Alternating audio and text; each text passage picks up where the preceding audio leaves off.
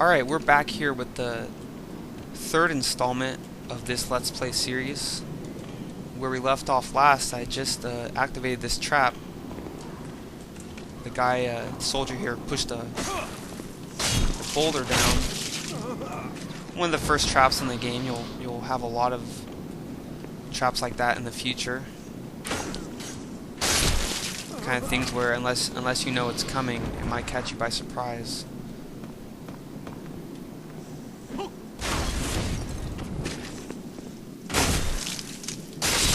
I did a sweeping roll attack, and actually roll and then do an attack out of it. Can be useful for gaining ground. Oh, you can see the bloodstain right here. At the end of this section, there's a red knight, and he means business. This early in the game. Usually, unless I'm a magic caster type, I'm not gonna. Someone that can cast spells on him at range, I don't even mess with him. His lance can hit you multiple times, and with the low amount of hit points you have this early in the game, it's not really worth trying to take him on.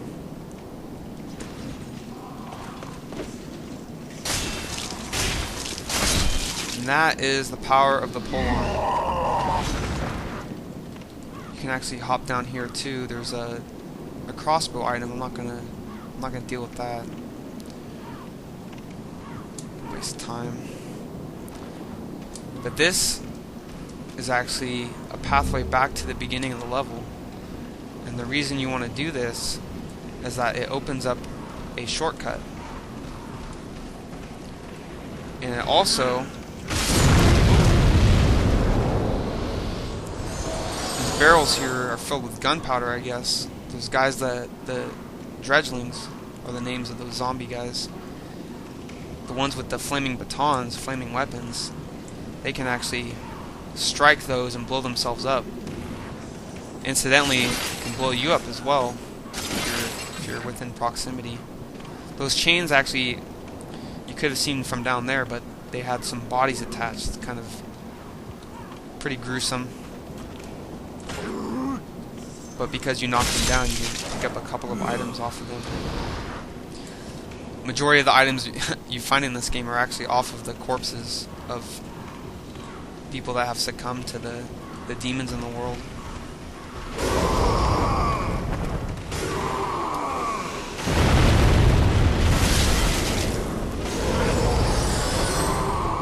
This is probably one of the more dangerous parts initially in the game.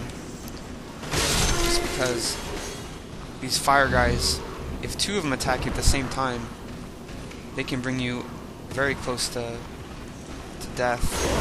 See, even that direct hit there wasn't quite half my life, but if I didn't keep myself at full life, you just don't want to take those risks. Especially before you open up this little shortcut.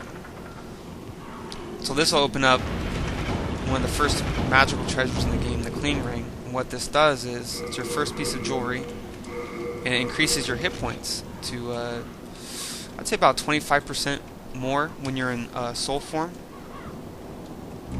There's some armor set for the female class, female sex, and a jade hair ornament. Those are the bodies that I knocked off of those chains. So now we have the clean ring. We have a little bit more life to work with. So you're going to need it for the coming sections, because you have more enemies. As the game assumes you become familiar with the controls, they're going to give you larger groups of enemies to fend off, and a couple of more advanced enemies. But it's definitely, you definitely want to get the clean ring first before you pass this fog gate.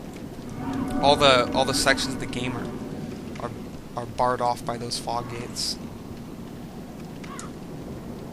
And this is the second section.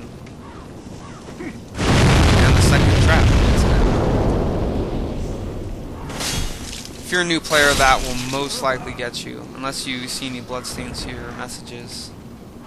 It's gonna leave you toasted.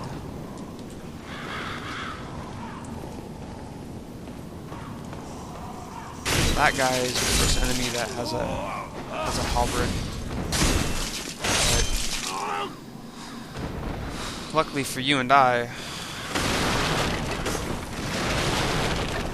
know how to use this one a little bit better.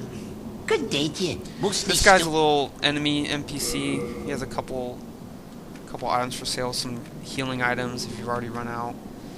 A couple of weapons. The only thing worth mentioning is probably the short spear.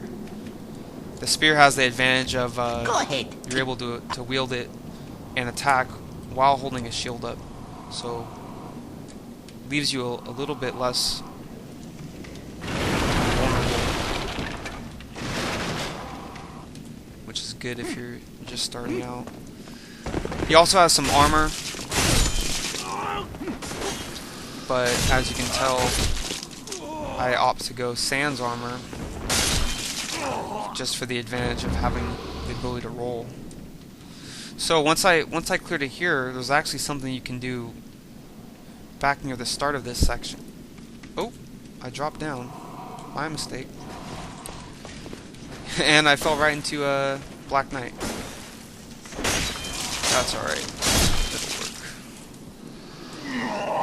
I guess that's what that message was there for, to warn people of not falling off.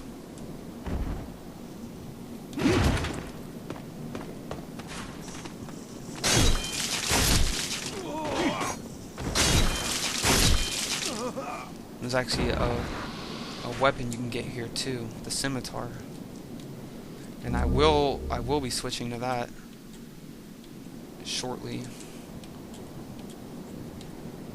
Go over. Please, help me. I am trapped, surrounded by dreglings.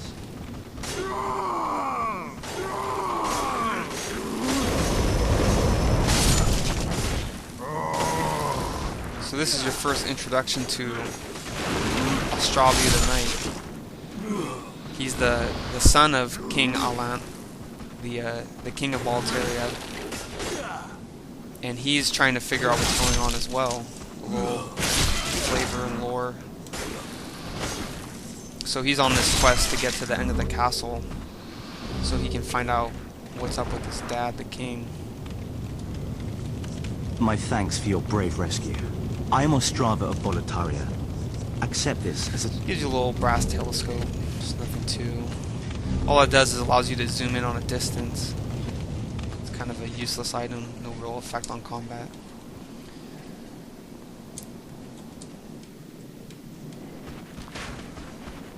Let me open up the scimitar. Scimitar is a curved blade. It's affected by agility. Has a horizontal strike. Very fast.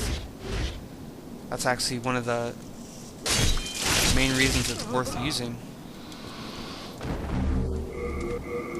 And I'll actually drop this. I'll use the heater shield here now, because I can actually roll using my shield and my scimitar. The advantage of having a faster weapon in this game is that you can interrupt the enemy's attack before they can hit you. A lot of times we put them into like a stun wall. And the low stamina usage of a one-handed scimitar allows you to apply your damage. And also one of the things to know compared to the halberd is that if you miss with the strike, you can quickly readjust your aim, so it's you're not punished as severely by getting counterattacked while you're in that the longer attack animation. So Ostravia, he'll actually just hang out here now. He doesn't. I don't think he goes past the store, but you'll see more of him as the game progresses. This is actually coming out the back way, since I fell off. But I was gonna come back this way anyway to show you another item you can get. Usually people will leave a message indicating you can get an item there. Otherwise, I don't know how you would ever figure it out on your own. It's a pretty good item for this early in the game as well. It's another ring, and so I actually end up using it an extensive amount. So let me just, I gotta run all the way back to the start of this area. Yep, see right there. Hidden passage. Likely story. You like falling down off ledges, I guess. I prefer leaping down ledges, like so. Come on. So this was actually where the knight was standing, Ostravia, and you get a thief's ring. And it does just like it implies. It makes you harder to detect. You get a small cloak stealth buff, so you can encroach on the distance between an enemy without them reacting a little bit more easily. It's also useful for, they have like these little geckos, these hidden lizards in the game that drop stat upgrading ore or weapon upgrading ore, and they will actually just run away from you. And so if you have the thief's ring equipped, it makes them easier to farm. Because there are some items that can only be crafted with the ores that you collect from them. So it's handy to know.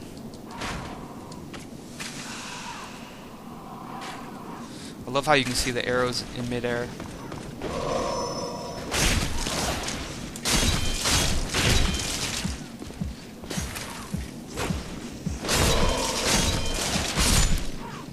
See this one right here.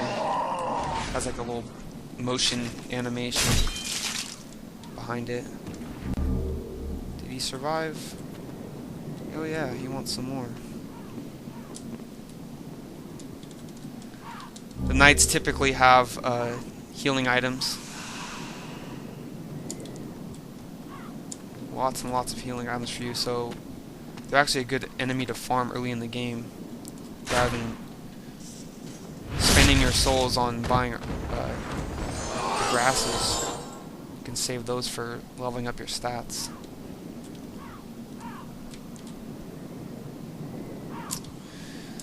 This is the third section of the first level. It's quite a bit, quite a bit of length for the starting level of the game. But you learn a lot of. It's probably the most important level because the mechanics you learn you're gonna have to repeat for the rest of the playthrough. It's kind of a novel way of dealing with these enemies. Get to knock open the wooden crate that has all those cannonballs. And then you can also see a dragon perched on a little roost over there. It's kind of cool.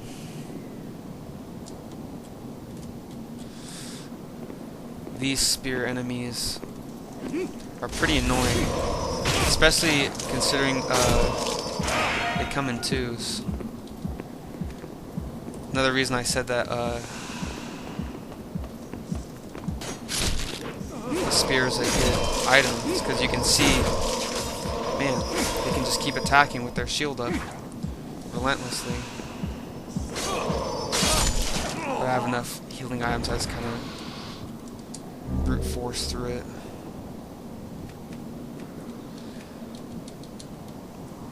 Alright, and so that'll conclude the third part of this Let's Play, and with the next video we should get to the boss and wrap up the first level of the first world.